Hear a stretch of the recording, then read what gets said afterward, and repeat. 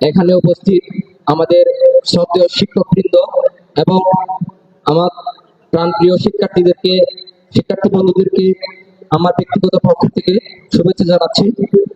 আজকে আমাদের মুক্ত তর্কের যে প্রধান আলোচ্য বিষয় সেটা হচ্ছে সংবিধানের সংশোধন নাকি পুনর্লিখন। এখানে আমার যে মতামত সেটা হচ্ছে পুনর্লিখন যদি হয় সেটা কিভাবে। বর্তমান যে সংবিধান, এই সংবিধানের যে মূলনীতি এবং বাংলাদেশের মুক্তিযুদ্ধের যে মূল যে চেতনা, এই চেতনাকে ঠিক রেখে এই যে বর্তমান যে সংবিধান এটাকে সংশোধন করা। এখানে এটাকে অস্বীকার করার উপায় নেই যে একাত্তরের যে মুক্তিযুদ্ধ, একাত্তরের মুক্তিযুদ্ধের যে চেতনা, এই চেতনার এবং মুক্তিযুদ্ধের যে আশা আকাঙ্ক্ষা, এই আকাঙ্ক্ষার প্রতিফলন কিন্তু ৭২-এর সংবিধানে ঘটেনি। এবং এটার প্রথম উদাহরণ আমি যদি বলি, ৭২-এর সংবিধান প্রণয়নের পরে পাহাড়ের নেতা মানবেন্দ্র নারায়ণ লারমা, যিনি তৎকালীন সংসদ সদস্য ছিলেন, তিনি সে সময়ে তিনি যে বাংলাদেশের জনগণ জাতি হিসেবে যে বাঙালি বলে পরিচিত হবেন, এটার তিনি বিরোধিতা করেছিলেন। এবং আমি এখানে আবারও সেটার পুনরাবৃত্তি করতে চাই। আমি ছোটবেলা থেকে শুনে আসছি, আমি একজন চাকমা, আমি একজন মারমা, আমি একজন ত্রিপুরা। আমার বাপ দাদা ১৪ গোষ্ঠী কেউ বলে নাই আমি বাঙালি। তো এই জায়গাগুলোতে বাংলাদেশের মানুষের, সর্বস্তরের মানুষের, সব শ্রেণী পেশার মানুষের যে আশা আকাঙ্ক্ষা, এই আকাঙ্ক্ষার প্রতিফলন বাংলাদেশের সংবিধানে ঘটেনি। এবং বাংলাদেশের সংবিধানের যে ব্যাপারগুলো আমি সাংঘর্ষিক মনে করি, সেগুলো হচ্ছে সংবিধানে যেখানে বলা হয়েছে রাষ্ট্র কর্তৃক কোনো ধর্মকে রাজনৈতিক মর্যাদা দান করা হবে না, কিন্তু সে জায়গায় সংবিধানের ২ অনুচ্ছেদে রাষ্ট্রধর্ম ইসলাম বলে সংবিধানে করা হয়েছিল এখানে। কিন্তু এই যে ব্যাপারগুলো, এগুলো হচ্ছে সংবিধানের সাথে খুবই সাংঘর্ষিক।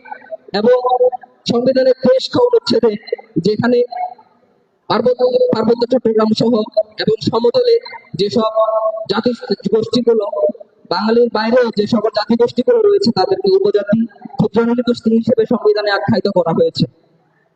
একজন আদিবাসী জনগোষ্ঠীর একজন প্রতিনিধি হিসেবে উপজাতি এবং ক্ষুদ্র নৃগোষ্ঠী এই শব্দগুলো অত্যন্ত অপমানজনক বলে আমরা মনে করি। এবং এক্ষেত্রে পাহাড়ের এবং সমতলের যে সকল নৃগোষ্ঠীগুলো রয়েছে, তাদের দাবি হচ্ছে সাংবিধানিক ভাবে তাদেরকে আদিবাসী হিসেবে স্বীকৃতি দেওয়া।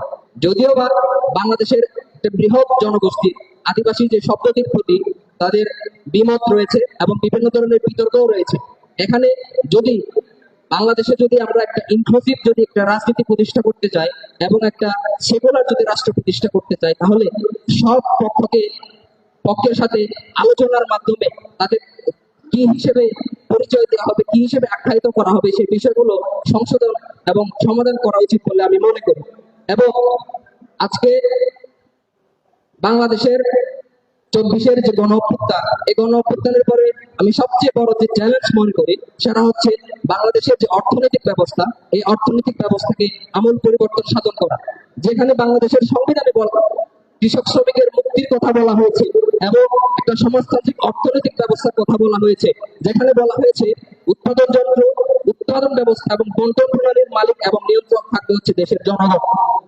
এই জায়গায় আমরা যদি দেখি, দেশের যে উৎপাদন ব্যবস্থা এবং উৎপাদন যে যন্ত্র, এগুলোর মালিকানা কি আসলে জনগণের হাতে নাকি ব্যক্তি মালিকানাধীন নিয়ন্ত্রণে?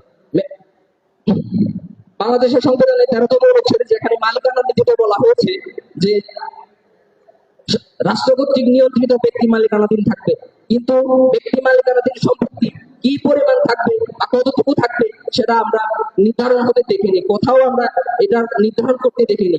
যার কারণে আমরা যেটা দেখি যে আমরা আজকে যদি সারা বাংলাদেশের যে কলকারখানাগুলোর দিকে দেখি, আমরা যদি দেশের বিভিন্ন ধরনের হাসপাতাল, বিভিন্ন ধরনের শিক্ষা প্রতিষ্ঠান এবং বিভিন্ন ধরনের যে জনসেবামূলক প্রতিষ্ঠানগুলো রয়েছে, সেগুলোর দিকে যদি আমরা তাকাই, তাহলে রাষ্ট্রীয় মালিকানাধীনের চেয়ে ব্যক্তিগত মালিকানাধীন প্রতিষ্ঠান অনেক অনেক বেশি।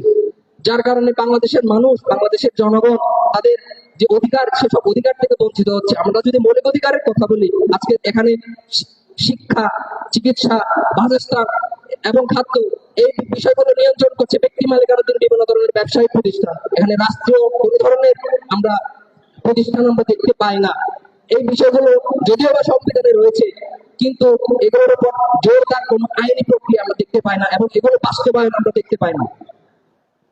আর যে বিষয়গুলো, আরেকটা বিষয় যেটা আমি বলতে চাই সেটা হচ্ছে 24-এর গণঅভ্যুত্থানের পরে আরেকটা যে চ্যালেঞ্জ, সেটা হচ্ছে বাংলাদেশে যাতে আবার ফেসিজম ফেরত না আসতে পারে তার সেটাকে জোরদার করা। এবং বাংলাদেশের বর্তমান যে সাংবিধানিক ব্যবস্থা, একটা সরকার, ধন্যবাদ, একটা সরকার স্বৈরাচার হতে বাধ্য। বাংলাদেশ বর্তমান যে সাংবিধানিক ব্যবস্থা, কেন আমরা এই যে 2011 সালের পঞ্চদশ সংশোধনের কথা যদি বলি, যে পঞ্চদশ সংশোধনীতে একটা নিরপেক্ষ নির্দলীয় সরকারের মাধ্যমে যে একটা সুস্থ নির্বাচন প্রক্রিয়া, সেটাকে বন্ধ করে দেওয়া হয়েছিল 2011 সালের পঞ্চদশ সংশোধনের মাধ্যমে। এবং আমরা যদি নির্বাচন কমিশনকে যদি আমরা নিরপেক্ষ না রাখতে পারি এবং একটা নির্দলীয় সরকারের মাধ্যমে যদি আমরা একটা সুস্থ নির্বাচন দিতে না পারি, তাহলে বাংলাদেশের যে সরকারই আসুক সেই সরকার ফেসিস্ট হতে বাধ্য। এবং বাংলাদেশের যে বিচার ব্যবস্থা, এই বিচার ব্যবস্থা কিন্তু সাংবিধানিক ভাবে তাদেরকে বন্দী করে রাখা হয়েছে। একটা যদি স্বাধীন যদি বিচার ব্যবস্থা, যদি বিচার বিভাগ যদি না করা যায়, সাংবিধানিক যদি তাদেরকে সেই সুযোগ না দেওয়া যায়, তাহলে বাংলাদেশে ফেসিজম ফেরত আসতে বাধ্য।